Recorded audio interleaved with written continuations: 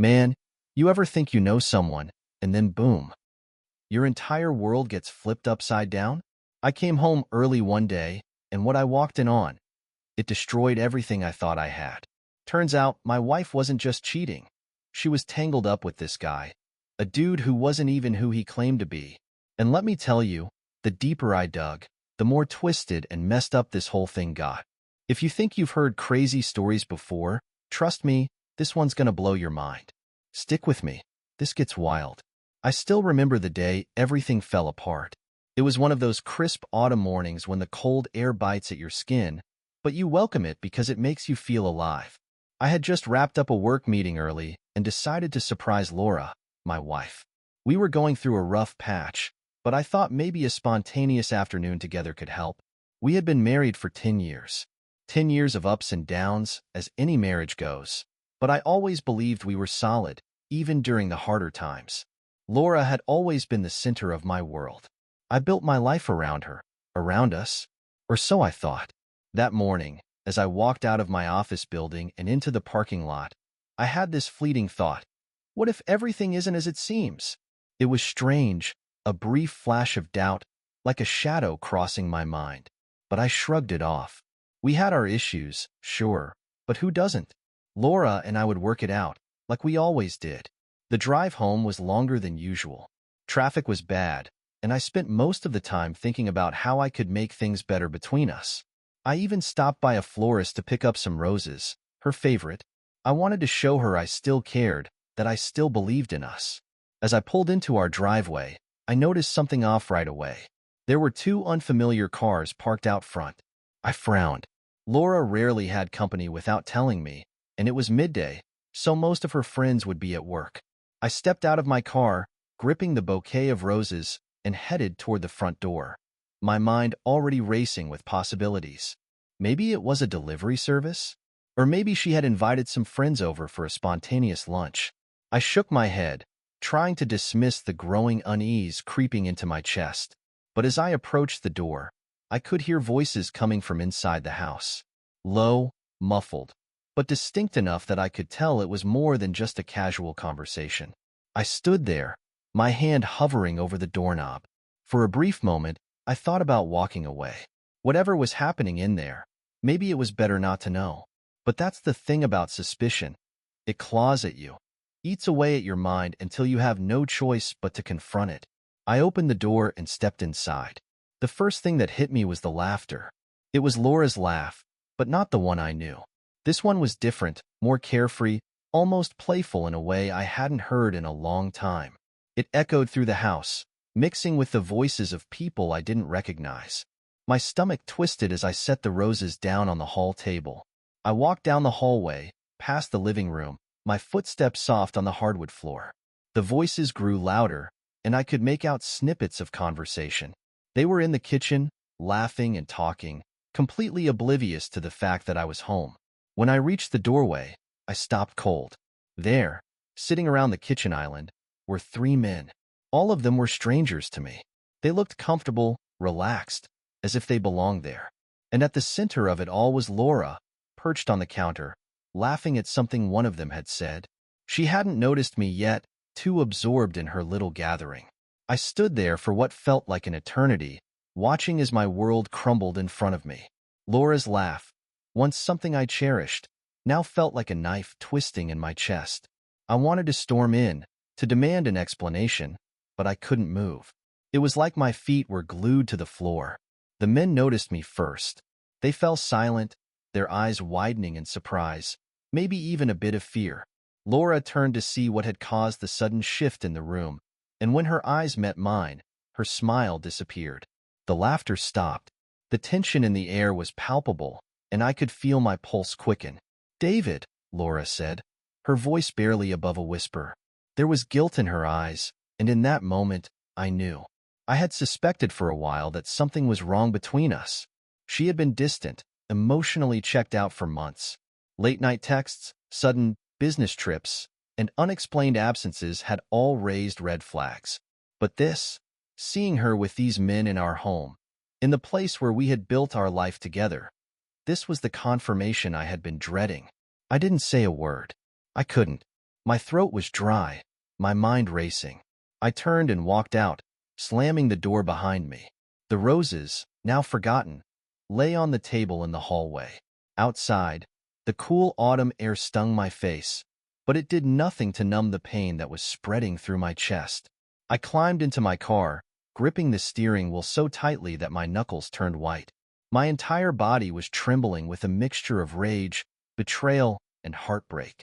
I drove aimlessly for hours, not knowing where to go or what to do. The image of Laura with those men played on a loop in my mind, taunting me. How could she do this? After everything we had been through, how could she throw it all away like this? By the time I pulled over, the sun was beginning to set, casting long shadows across the street. I parked by the side of a quiet road, my mind still racing. The anger that had been bubbling up inside me began to take over, and I found myself gripping the steering wheel harder, my teeth clenched. This wasn't over. Not by a long shot. The next morning, I woke up in my car. The cold had settled into my bones, but it was nothing compared to the icy grip of betrayal that had taken over my mind. I stared out at the early morning mist creeping over the street, trying to make sense of everything. I replayed the scene over and over in my head. Laura, laughing with those men in our home. I felt a surge of anger rise again, but this time, it was sharper, more focused. I had driven around for hours after leaving the house, my mind spiraling between disbelief, rage, and heartbreak. I didn't call anyone. I didn't tell anyone. What was there to say? I had been cheated on, no, humiliated, in my own home by the person I trusted the most. But now, in the harsh light of day, I realized something. I was not going to just walk away from this. Laura and those men, whoever they were going to pay for what they did. I pulled out my phone, fingers trembling with a mixture of adrenaline and fury. I opened Laura's messages. I had been too trusting, too naive to ever check her phone before. But now, nothing was off limits. The messages were there, hundreds of them. Messages to the men I had seen. Plans made, compliments exchanged. She had been doing this for months, possibly years. I scrolled through with growing disgust, my heart pounding as I read her words, filled with excitement and anticipation for these rendezvous. One message caught my attention more than the others. It was from someone named Eric. He wasn't one of the men I had seen in the kitchen, but judging by the tone of their conversations, he was deeply involved in whatever web of lies Laura had spun. He was bolder than the others, more flirtatious, more aggressive. There were even pictures exchanged. I felt bile rise in my throat as I saw the explicit images, and without thinking, I hurled the phone onto the passenger seat. I gripped the steering wheel, trying to steady my breathing. My mind raced with thoughts of what to do next. I couldn't just let this slide. I couldn't let Laura think she could get away with this. But more than anything, I couldn't let these men, the ones who had violated my life, my home, walk away untouched. They had disrespected me in the worst way possible, and now, I was going to make sure they regretted it. I decided I needed a plan. I couldn't just storm back into the house, guns blazing, though that thought crossed my mind more than once. No, I needed to think this through. I needed to gather more information, to fully understand the scope of Laura's betrayal before I made my move. I wasn't sure what I was going to do yet, but I knew it had to be decisive. Something that would make her and the others realize they had messed with the wrong person. My first stop was back home. I had to confront Laura, and not because I wanted answers, those were already clear to me, but because I wanted her to know that I wasn't going to be the victim anymore. She was going to see the real consequences of what she had done. When I pulled into the driveway, the two cars from the day before were gone. The house looked so ordinary, so peaceful, as if nothing had happened. I almost laughed at the absurdity of it. My life had been turned upside down, but from the outside, everything looked perfectly fine. I stepped through the front door, half expecting to find Laura sitting at the kitchen table with a guilty expression on her face, ready to apologize. But the house was quiet, too quiet. I walked through each room, my anger building as I saw the remnants of her betrayal. The wine glasses still sitting on the counter, the disheveled cushions on the couch. And then I found her, sitting in our bedroom, her face pale, her eyes red from crying. She looked up at me as I entered, and for a brief moment, I saw a flicker of remorse in her eyes. But it wasn't enough. Not nearly enough. David, she started, her voice shaky. I didn't mean for you to find out like this. That was all it took. I snapped. You didn't mean for me to find out? I shouted, the anger I had been holding in for so long finally erupting. That's what you're sorry for? Not that you cheated. Not that you've been lying to me for God knows how long. Just that I found out. She flinched at my words, but I didn't stop. How long, Laura? How long have you been doing this? Who were those men? Who the hell is Eric? Her face went pale at the mention of the name, and she dropped her gaze, unable to meet my eyes. It's not what you think, she whispered. I laughed, but it was a bitter, hollow sound. Oh, it's exactly what I think. I've seen the messages, Laura. I've seen the pictures. You didn't even bother hiding it. Were you just waiting for me to catch you? Were you hoping I'd be too stupid to notice? She finally looked up at me, tears streaming down her face. I didn't want to hurt you. I shook my head, disgusted. Too late for that, don't you think? For a moment, neither of us said anything. The silence between us was thick, heavy with everything that had been left unsaid for far too long. I realized, standing there, that I didn't even know this woman anymore. The person I had married, the person I had loved, she was gone, replaced by someone who was willing to throw away everything we had built together for the sake of cheap thrills. I'm filing for divorce, I said finally, my voice cold. And don't think for a second that you're getting anything out of this. I'll make sure of it. Laura sobbed, but I felt nothing. No pity, no sadness, just emptiness. I turned and walked out of the room, out of the house, without another word. This wasn't over. Not by a long shot. I walked out of the house, the cold air biting at my skin, but it barely registered. My mind was racing, and my heart felt like it had turned to stone. Divorce. It was the only logical step now, but somehow it felt like too small a consequence for what Laura had done. She had destroyed everything we had built, everything I thought I could rely on. My trust, my love, my sense of stability, all of it was gone, and I wasn't about to just let her walk away unscathed. I had a plan forming in my mind, a plan that would make sure she felt the weight of her choices. But first, I needed help. I couldn't do this alone. I needed someone I trusted, someone who could guide me through the legal maze I was about to enter. That person was Matt, my lawyer and my best friend since college. Matt was sharp. He had always been the type to think 10 steps ahead, which is why he had become one of the top divorce attorneys in the city.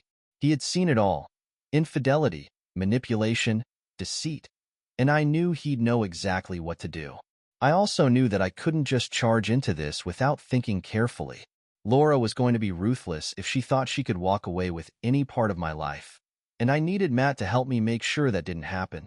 I called Matt on the drive to his office, my hands gripping the steering wheel tighter than necessary. He answered after the first ring, and the sound of his familiar voice was oddly reassuring. "David, what's going on?" he asked, his voice already filled with concern. He knew I wouldn't be calling him out of the blue unless it was serious. "I need your help, Matt. It's bad." There was a pause on the other end of the line, and then, "Come by the office. I've got time now." When I arrived at Matt's downtown office, the receptionist showed me into his private meeting room. He was waiting for me there, already looking concerned. Matt was the kind of guy who could size up a situation in seconds, and the look on my face must have told him more than I intended. I sat down, my jaw tight as I fought to control the anger that had been simmering inside me since I confronted Laura. "You want to tell me what happened?" Matt asked, sitting across from me with his arms folded. I didn't waste any time. Laura's been cheating on me. For months. Maybe longer. I came home yesterday and found her with 3 men in our house. I watched Matt's face, expecting surprise, but all I saw was a brief flicker of sympathy before his lawyer's mask fell back into place. He had seen this before, I reminded myself. This wasn't new to him, even if it felt like my entire world was shattering. "There's more," I continued. "I found messages. Hundreds of them.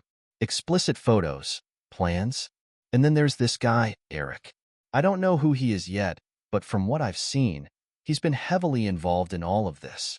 Matt's eyes narrowed as he processed what I was telling him. You've got proof of everything? Yeah, I said. I've got all the messages saved, and I'm sure there's more if I dig through her emails. Matt nodded slowly, already shifting into strategy mode. Okay, first things first, we need to secure all of that evidence.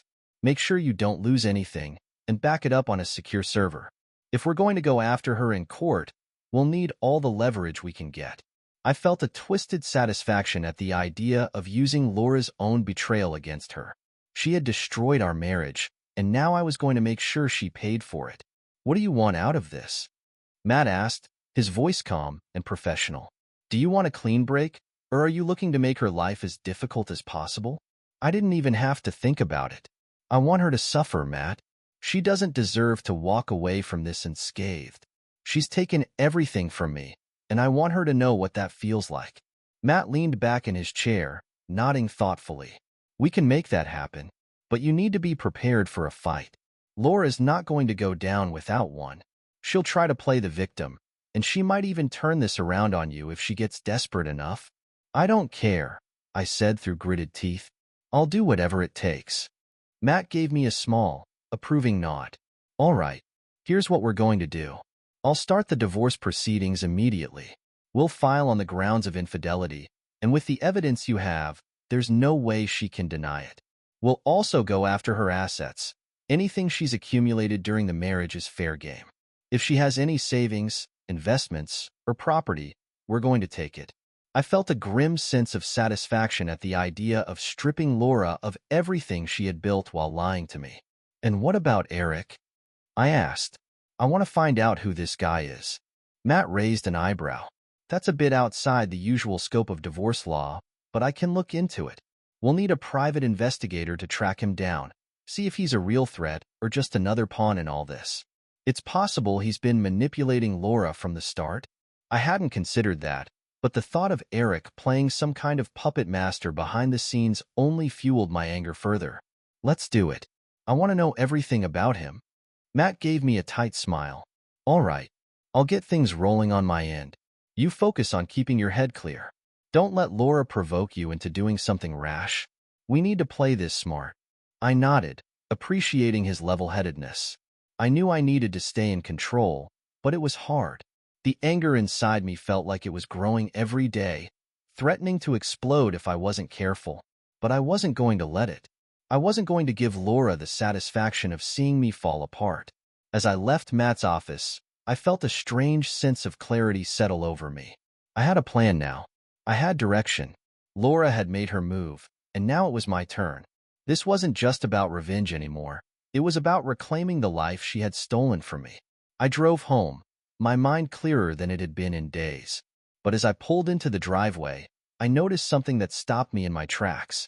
A car was parked in front of the house. Not mine, not Laura's, but Eric's. I sat in the car, staring at the vehicle parked outside my house. My heart pounded in my chest as I tried to make sense of it. I had never met Eric in person, but I had seen enough of his messages to know this had to be him. My mind raced, wondering what he was doing here. Was he inside my house? Was he with Laura right now? Anger surged through me, but I fought to keep it under control. Matt's words echoed in my head. Don't let Laura provoke you into doing something rash. But this was beyond anything I had imagined. I felt like my life was spiraling out of control, and this was just another blow in a series of betrayals. I needed answers. I stepped out of the car, slamming the door harder than I meant to. The sound echoed in the quiet neighborhood, but I didn't care. My blood was boiling. I marched toward the front door, my fists clenched, fully prepared for whatever confrontation awaited me inside. If this was Eric, if he had the audacity to show up here after everything, I wasn't sure I could hold myself back. As I reached the door, I hesitated for just a moment, my hand hovering over the handle. What was I walking into? Did Laura know I was coming? Was she in on this? Or was this a surprise for her too? I took a deep breath and forced myself to focus.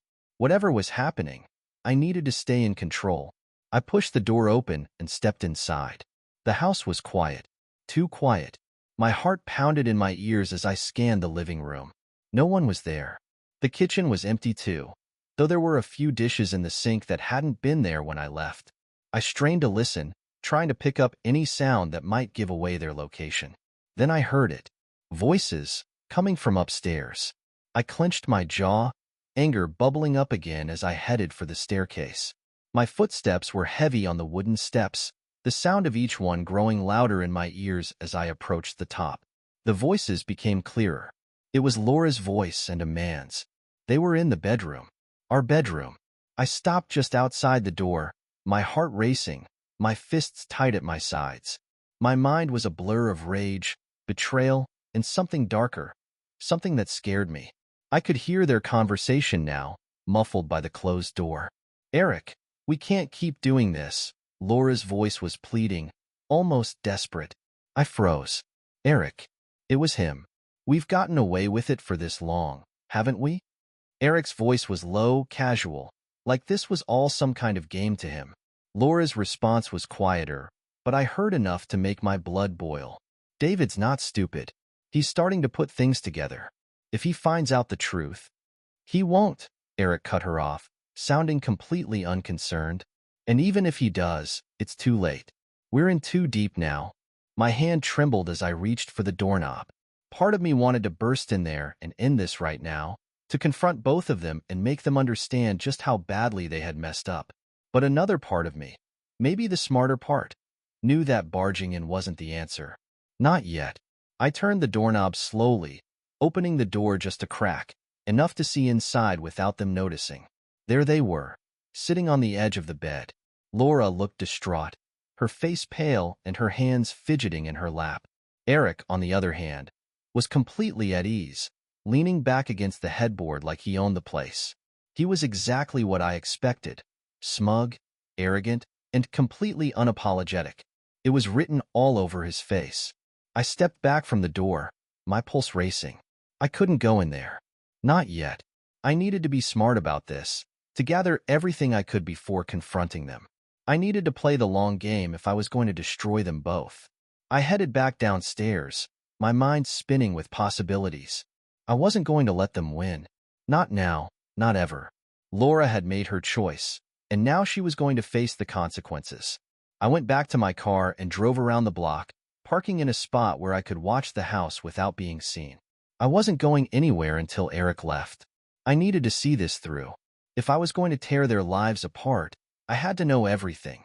I sat there for what felt like hours, the sun slowly setting as I waited. I replayed their conversation in my head over and over again, each word like gasoline on the fire of my anger. They had been doing this behind my back for who knows how long, and they thought they could get away with it. But they were wrong. Dead wrong. Finally, just as the sky turned dark, I saw movement. The front door opened, and Eric stepped out. He looked around casually, as if he didn't have a care in the world, and then walked toward his car.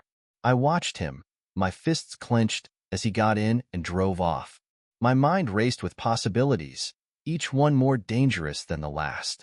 But I held myself back. This wasn't the time for rash decisions. I waited a few more minutes before I pulled up in front of the house again. The lights were still on inside, and I could see Laura moving around through the window. She looked stressed, pacing back and forth in the living room. Good.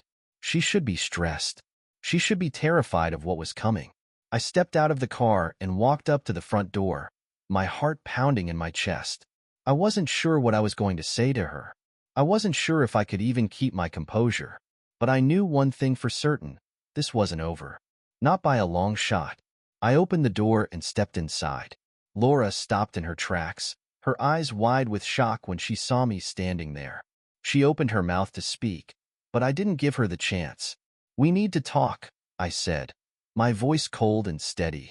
She hesitated, glancing toward the door as if she was thinking about making a run for it. But I blocked her path, stepping closer until there was nowhere for her to go. "David, I can explain," she started, but I cut her off. "No more lies, Laura. I know everything. I know about Eric, I know about the other men, and I know how long this has been going on." My voice was low, dangerous, and I could see the panic rising in her eyes. "I never meant for it to go this far," she whispered, tears welling up in her eyes. You didn't mean for me to find out," I said, finishing her sentence for her. "But I did. And now you're going to face the consequences." She looked like she was about to break down, but I didn't care. Whatever sympathy I had once felt for her was long gone. She had made her choice, and now I was going to make mine. I took a deep breath, my hands trembling with barely contained rage. "Pack your things, Laura. You're leaving tonight." Her eyes widened in shock. "What? No, David, please." "I'm done with you," I said, my voice steady. "You and Eric can figure out whatever the hell you want, but you're not staying here. This is over." For a moment, she just stood there, as if she couldn't process what I was saying. But then, slowly, she nodded, tears streaming down her face. She turned and walked toward the bedroom, leaving me standing there in the silence. I didn't move. I didn't follow her. I just stood there, staring at the spot where she had been, trying to make sense of everything. This wasn't over. Not by a long shot. I stood in the middle of the living room, staring at the empty space where Laura had just been. Her footsteps echoed faintly from upstairs as she packed her things. There was a part of me that expected to feel relief, or maybe some kind of closure, but all I felt was a gnawing emptiness. The house, our house, now felt like a hollow shell, a monument to the life we had built and the lies she had hidden within it. As I waited for her to finish, I sat down on the couch, my mind replaying the events of the past few days. It was hard to believe how quickly everything had unraveled. One moment, I had been trying to patch things up, trying to reignite something between us, and now I was kicking her out of the house, out of my life. It felt surreal, like watching someone else's life fall apart on a screen. But this wasn't someone else's life. This was mine, and it was crumbling before my eyes. I heard Laura's footsteps on the stairs, slow and heavy, and then she appeared at the bottom of the staircase, dragging a small suitcase behind her. Her eyes were red and swollen, her face pale and tear-streaked. She looked like she had aged years in the span of hours. She opened her mouth as if to say something, but when she saw the cold expression on my face, she thought better of it.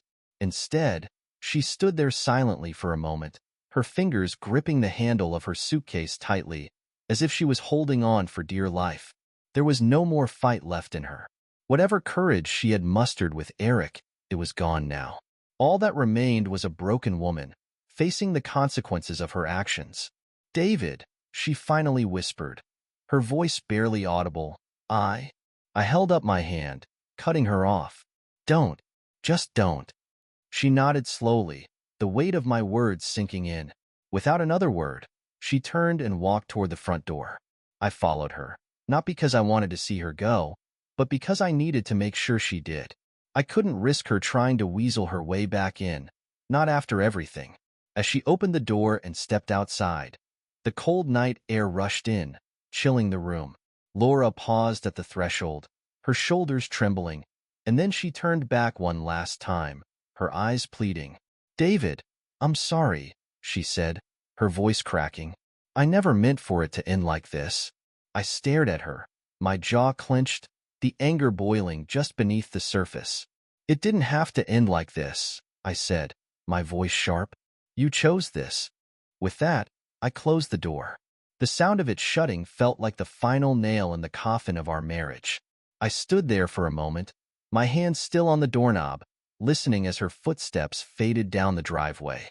I didn't look out the window to watch her leave. I didn't need to. She was gone, and that was all that mattered. For a few minutes, I stood there in the silence, the weight of everything pressing down on me. I had done what I needed to do, but the emptiness inside me remained. There was no satisfaction in kicking her out, no sense of victory. It was just quiet, too quiet. I walked back to the couch, sitting down heavily. My phone buzzed in my pocket, pulling me out of the fog. I pulled it out and saw a message from Matt. "Matt, any updates on Eric?" Eric. Just the thought of his name sent a fresh wave of rage through me. While Laura's betrayal was painful enough, Eric was a different story. He wasn't just some fling. He had played a major role in dismantling my life, and I wasn't done with him. Not even close. I typed a quick response, telling Matt about Eric's visit to the house and what I had overheard. I didn't have all the answers yet, but I had heard enough to know that Eric was more than just some casual affair. He was involved in something deeper, something more calculated. A few minutes later, Matt responded. "Matt, We need to dig deeper. I'll have a PI look into Eric. He's probably more dangerous than we thought. I stared at the message, my grip tightening around the phone. Dangerous. That word stuck with me. I hadn't considered Eric a threat in that sense before. He was a threat to my marriage, to my sanity, sure. But dangerous? That was something else entirely. If Matt was right, then this wasn't just about Laura cheating. This was something much bigger. I needed to know more. I needed to know who Eric really was and what kind of influence he had over Laura. Was he manipulating her? Or had she willingly fallen under his spell? Either way, it didn't matter. They were both going to pay. I stood up from the couch, pacing the room. My mind raced with possibilities, each one more troubling than the last. How deep did this go? Who else was involved? The more I thought about it, the more questions I had, and the more determined I became to get to the bottom of it. After what felt like hours of pacing, I grabbed my jacket and headed for the door. I couldn't sit in that house any longer. I needed air, space, something to clear my head. I drove aimlessly through the streets, the city lights blurring together as I tried to make sense of everything. Laura was out of the house, but I couldn't shake the feeling that things were far from over. As I drove, I found myself heading toward Eric's neighborhood. I knew where he lived. One of those upscale apartment buildings downtown, the kind of place where people like him could hide behind luxury and wealth. My hands tightened on the steering wheel as I approached the building. I wasn't sure what I was going to do when I got there, but I needed to see it. I needed to see where he lived, to understand the kind of life he led, the life he had used to seduce my wife. I parked down the street, far enough away that I wouldn't be noticed, and got out of the car. The air was cold and sharp, and I could see my breath in the light from the street lamps. I shoved my hands in my pockets and walked toward the building, my heart pounding with every step. When I reached the entrance, I stood there for a moment, staring up at the towering building in front of me. Eric's apartment was somewhere inside, tucked away in luxury while my life lay in ruins. I clenched my jaw, fighting the urge to storm in and confront him then and there. But I knew I couldn't do that. Not yet. I needed to be smart, to gather more information before I made my move. I turned and walked back to the car, my mind swirling with plans. This wasn't over. Not by a long shot. As I drove away, my phone buzzed again. It was a message from Matt. Matt, I've got the PI on it. I'll let you know when we have more on Eric. In the meantime, keep your cool. Don't do anything that'll make this harder for us. We're close. I stared at the message, my mind still racing. We were close. But how close? And how far was I willing to go to bring Eric down? That was something I hadn't fully answered yet, but I was going to find out soon enough. The drive back from Eric's neighborhood was quiet, but my thoughts were anything but. Every streetlight I passed felt like another reminder of how far I'd come, and how far I was willing to go. I kept thinking about what Matt had said. We were close, but close to what exactly? Destroying Eric? Getting justice? I wasn't even sure what that looked like anymore. What I did know was that I wasn't going to stop until I'd torn him and Laura down, piece by piece. When I finally got home, the house was dark, empty. It felt like a stranger's house now. Every piece of furniture, every framed photo on the walls, they felt foreign, like remnants of a life that no longer existed.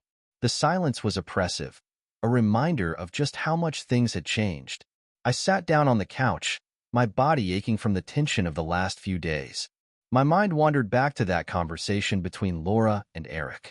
The way they spoke, it wasn't just about an affair anymore. It was something darker, more calculated. And that terrified me. I stared at my phone, waiting for a message from Matt or the private investigator he had hired. Every passing minute felt like an eternity. I needed answers. I needed to know how deep this went. Who was Eric, really? What was he capable of? And how had he managed to pull Laura into his orbit? Just as I was about to give up and go to bed, my phone buzzed.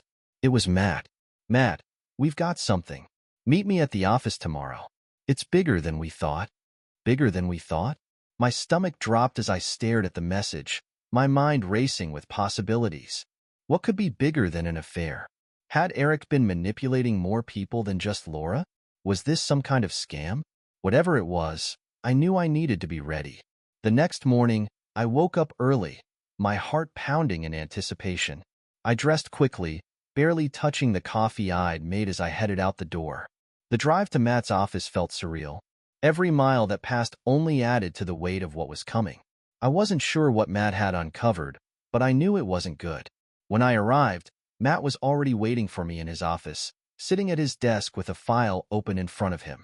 His face was grim, and that sent a chill down my spine. He motioned for me to sit, and as I did, I felt the weight of his silence pressing down on me. "David," he began, his voice calm but serious, "we've been digging into Eric's background, and it turns out he's not just some random guy. He's got a history." I leaned forward, my pulse quickening. "What do you mean?" Matt pushed the file across the desk toward me. I opened it and found a series of documents, background checks, financial records, and what looked like a police report. My eyes scanned the pages, trying to make sense of it all. "Eric's real name isn't even Eric," Matt continued.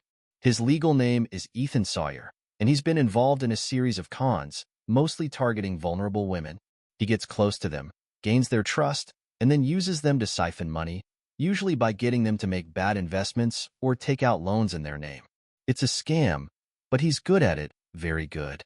I stared at the pages in disbelief. "So, he's a con artist?" Matt nodded. "And it looks like Laura's his latest target. We don't have all the details yet, but from what we've found, she's not the first woman he's done this to. He uses charm, makes them think he's in love with them, and then when they're completely hooked, he starts draining them financially." I felt a wave of nausea wash over me. Laura hadn't just betrayed me emotionally. She'd been manipulated by a man who was using her for his own gain. The affair wasn't just about sex. It was about control, power, and money. My hands clenched into fists as I tried to process what Matt was telling me.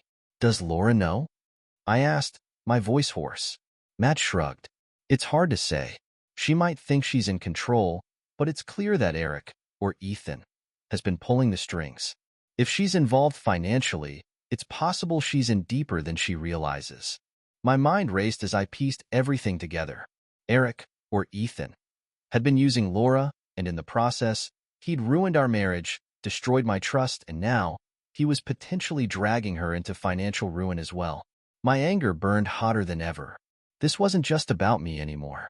This was about stopping him before he could do even more damage. "What do we do?" I asked, my voice shaking with fury. Matt leaned back in his chair, his expression thoughtful. "We need more information. The PI's still working on gathering the full picture, but once we have enough, we'll take it to the police. If he's done this to other women, there's a good chance we can get him arrested for fraud, maybe even extortion. But we have to be careful. If we tip him off too soon, he might disappear." Disappear. That word sent a chill down my spine. I realized just how dangerous Ethan really was. He was a professional manipulator, someone who knew how to vanish without a trace if things got too hot. And if Laura was involved financially, there was no telling how much trouble she was in. Should I tell Laura? I asked, my mind racing with the implications. Matt hesitated, his eyes narrowing in thought. "I don't know. If she's already too deep, telling her could backfire. She might try to defend him, or worse, warn him. We need to tread carefully here, David.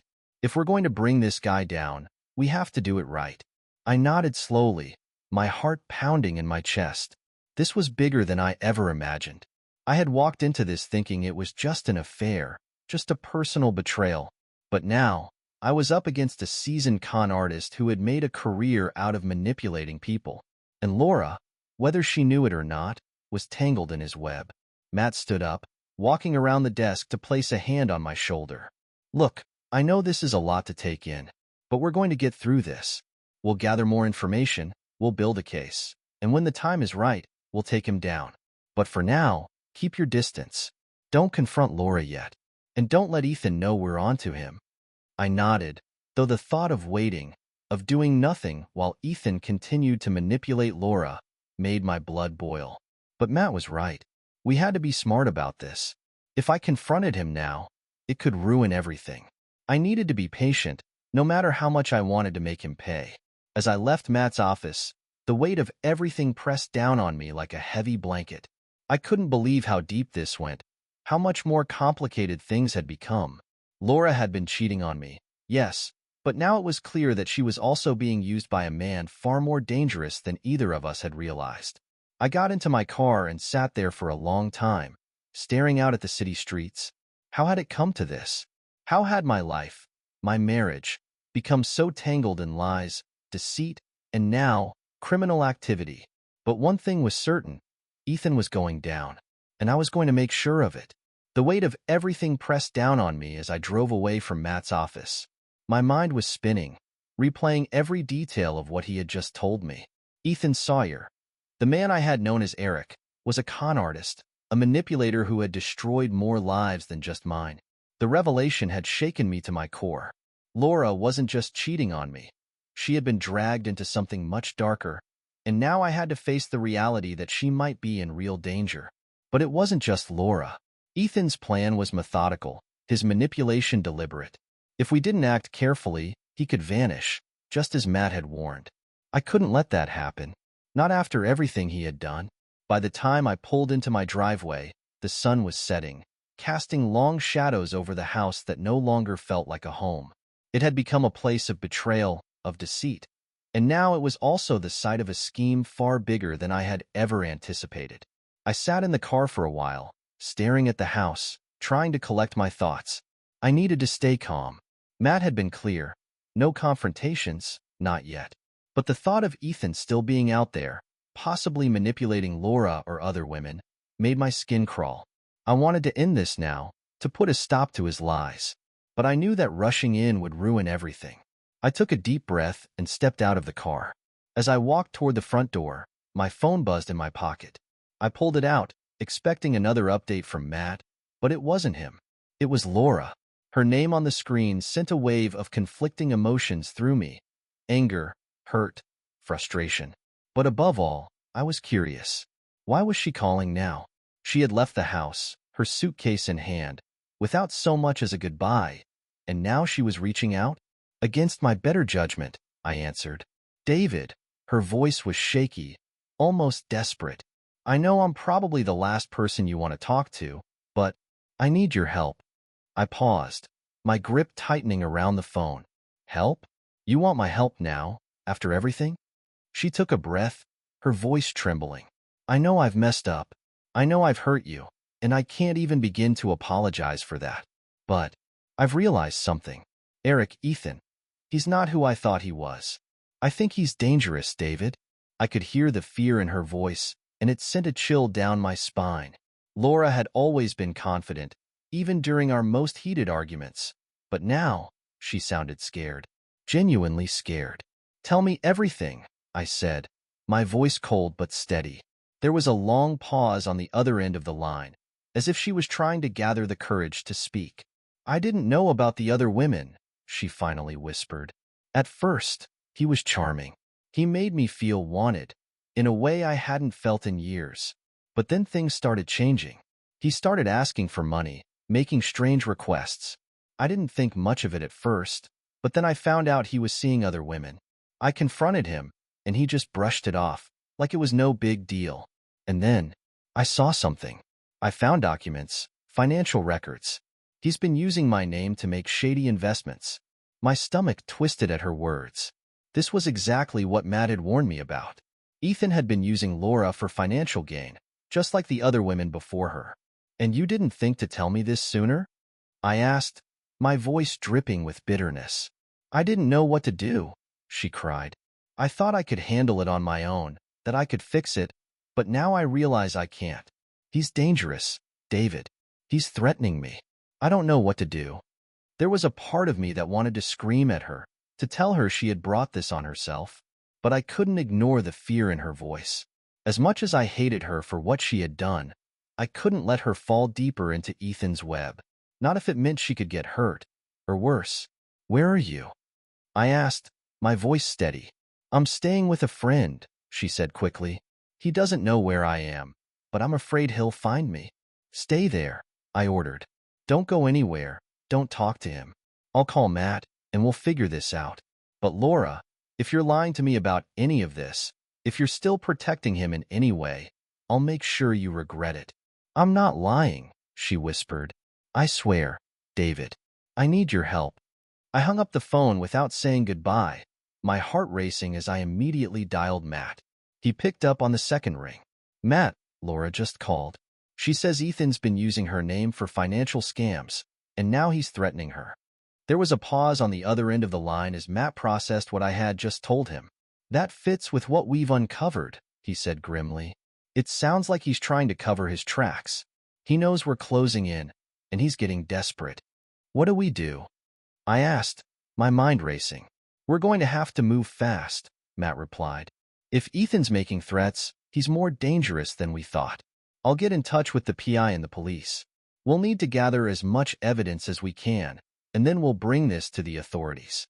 I felt a surge of adrenaline as I listened to Matt lay out the plan. This was it. We were finally closing in on Ethan, and soon, he would have nowhere to hide. Keep Laura safe for now, Matt added. If he's threatening her, she's in real danger. Make sure she stays where she is, and don't let her contact him. I nodded, even though Matt couldn't see me. Got it. Keep me posted. After hanging up, I sat down heavily on the couch, my mind swirling with everything that had just happened. Laura was scared, genuinely scared, and as much as I wanted to hold on to my anger, I couldn't ignore the fact that she was in real danger. Ethan wasn't just some smooth-talking player. He was a predator, and now he was getting desperate. I took a deep breath, trying to calm the storm inside me. This wasn't about revenge anymore. It wasn't about getting even with Laura. This was about stopping Ethan before he could do any more damage. The hours ticked by slowly, each minute feeling like an eternity as I waited for updates from Matt. I couldn't sleep, couldn't focus on anything other than the growing sense of urgency. The house felt even emptier now, like a shell that had been hollowed out by betrayal and fear. Finally, just after midnight, my phone buzzed. It was Matt. Matt, we've got enough. The police are moving in on him tomorrow. Stay put and don't engage. I stared at the message, my heart pounding. This was it. After everything. After the lies, the betrayal, the manipulation. We were finally going to bring Ethan down. The next day felt like the longest of my life. I stayed at home, waiting for any word from Matt or the police. I kept my phone close, checking it every few minutes, but there was nothing, just silence. I imagined Ethan, realizing the walls were closing in on him, scrambling to escape. But I knew there was no way out for him now. We had him. It wasn't until late in the afternoon that Matt finally called. They got him, he said, his voice filled with relief. The police arrested him this morning. It's over, David. Ethan's done. I exhaled slowly, a wave of relief washing over me. It was over. After everything, it was finally over. What about Laura? I asked, still unsure how to feel about her. She'll need to cooperate with the investigation, Matt replied. But from what we've uncovered, it seems like she was just another victim in Ethan's long line of cons. She'll be okay, but it's going to take some time for everything to settle. I nodded, though I wasn't sure what to think. Laura had hurt me in ways I never thought possible, but in the end, she had been used by someone even more dangerous. It didn't make what she had done right, but it made it easier to understand. After I hung up with Matt, I sat in silence for a long time, letting the reality of it all sink in. Ethan was gone, arrested for his crimes, and Laura was out of my life for good. The house was quiet, too quiet, but this time, the silence didn't feel oppressive. It felt like the calm after a storm. I wasn't sure what came next. The future felt uncertain, but for the first time in a long time, I felt free. Free from the lies, free from the betrayal, free to start over.